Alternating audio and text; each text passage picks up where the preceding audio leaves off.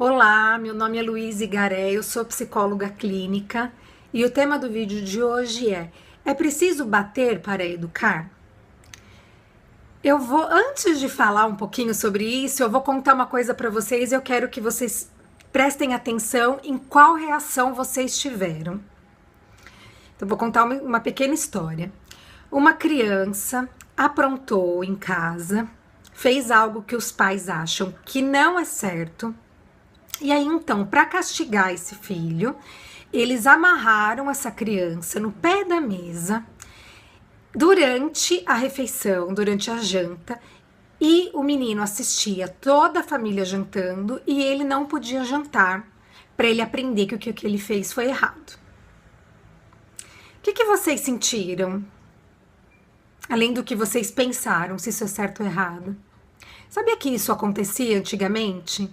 Que as crianças apanhavam na escola, apanhavam com fio de telefone, com varinha, né, vara em casa. Não parece absurdo pra gente isso? Será que mais pra frente, daqui a alguns anos, algumas décadas, também não vai soar absurdo pra gente saber que crianças apanhavam dos pais com cinto, com chinelo ou com tapa? Eu acho que bater não é necessário, né?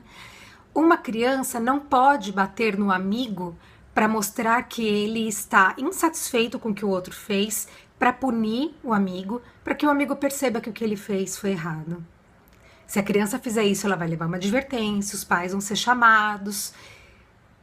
Então, se a criança não pode fazer isso, por que os pais podem fazer com a criança? Não é? A educação é muito mais o que eu faço, do que eu mostro como exemplo, do que o que eu digo para a criança fazer. Então, batendo, eu estou mostrando que é com a agressividade que a gente resolve as coisas, né? Então, dá menos trabalho bater, mas dá muito mais sofrimento para a criança. Pode gerar grandes prejuízos emocionais. E aí tem gente que fala, imagina, eu apanhei e aqui, ó, tô saudável. Será que tá mesmo? Não sei, né? Eu acho que a gente precisa sempre tentar fazer melhor do que a geração anterior. Então, se hoje a gente consegue pôr limite nos filhos sem amarrar eles no pé da mesa, por que a gente não vai conseguir pôr limite nos filhos sem bater, sem dar castigo físico? O castigo, a punição, ela precisa ter uma relação com o que a criança fez. Então, precisa ensinar, fazer combinados. Olha, então nós vamos combinar.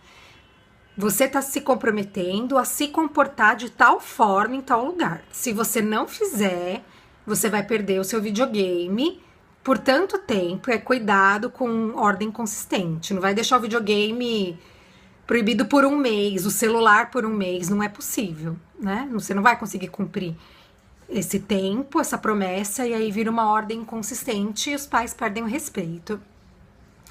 E o comportamento hoje das crianças, com a dificuldade deles lidarem com o limite, não tem a ver com o fato deles apanharem menos. Tem a ver com uma dificuldade dos pais de colocarem limites nos filhos, principalmente pelo tempo que eles passam longe dessas crianças, pela culpa, e aí dão de tudo, permitem tudo, que falam, eu já passo pouco tempo com meu filho, eu ainda vou bater, eu vou brigar o tempo que eu tô com ele, e acaba deixando. Então, nada tem a ver com o fato das crianças não apanharem mais, né? Eu acho muito legal as proibições dos castigos físicos, porque faz com que a gente reflita mais, busque entender qual é o comportamento da criança. Então, algumas crianças que apanham, elas têm comportamento problemático como reflexo de uma desordem familiar, de uma dificuldade escolar, de uma autoestima baixa. E aí é certo essa criança apanhar? Outro dia eu estava numa recepção e eu vi uma criança que testava a mãe o tempo todo. E eu comecei a observar como essa mãe lidava com essa criança. Parece que ela é um peso para a mãe, né? Parece que essa mãe tá farta dessa criança. E aí, se a criança se sente um peso, o que é que ela vai fazer? Ela vai dar trabalho, já que ela é um peso mesmo, né? E aí essa mãe bate nessa criança e vira um ciclo. E aí quanto mais essa criança apanha, com mais raiva ela fica dos pais, mais ela vai desafiar e castigar esses pais.